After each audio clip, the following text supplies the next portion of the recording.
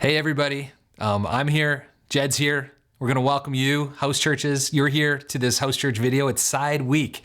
So we're going to be talking a little bit about our question mark, our light bulb, and our arrow.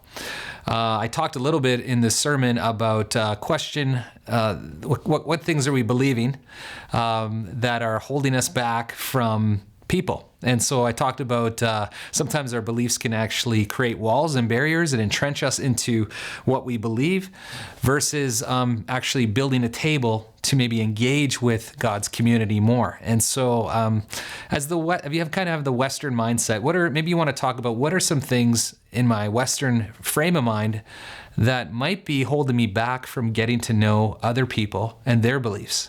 And so I'd like for you to talk about some of the things that challenge you and identify what those are and talk through them as your house church together. While preparing for the sermon, I had, the light bulb, the kind of the epiphany moment, and it was in just understanding how would the original people at that time understand the message that was being given to them. And so I talked a little bit about removing a Western lens and embracing an Eastern lens and talking about the wedding. So when I started thinking about the commands of God, and I started to put a wedding lens on it, suddenly they had a different tone to the commands. Like in the Western mindset, we think commands are like instructions and drill sergeant and army and do this and duty. And when I approach it from having a marriage lens on it, it started to feel more like a relationship that was free. And it meant like, this is going to be the best life for us, this agreement. Don't have any other gods before me. Basically, God's saying, look, if we're doing this marriage thing, it's just me and you. It's this connection thing, right? I'm the only one, right? So I want you to talk a little bit about, or maybe experience for yourselves how do you see the commandments differently? Maybe you might see one differently when you look at it as a marriage lens. If something pops into your mind about which one is standing out for you, then just share it and talk about that. And so for our arrow, I've been thinking more about the commands, and Jesus gives us a new command. He says, I give you a new command, love one another the way I've loved you.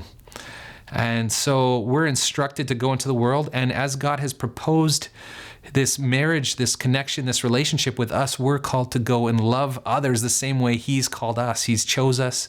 He's called us His most treasured possession, and we get to go into the world and love people the same way God has embraced us and went into this marriage covenant with us. So think about how much time you talk about in your house church. I'd love for you, this is a little bit of a practical thing, maybe talk about how much time you spend talking about things versus going into the world and actually touching people groups that need God, those that are oppressed, excluded in society, and going to those places to love them in the same way God has received you and loved you.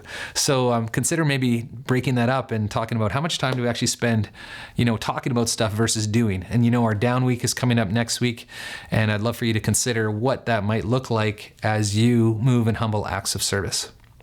So good for you guys to have joined us. Me and Jed are excited about you guys diving into your house church together. So God bless you. Have a great week in Jesus' name. Ding.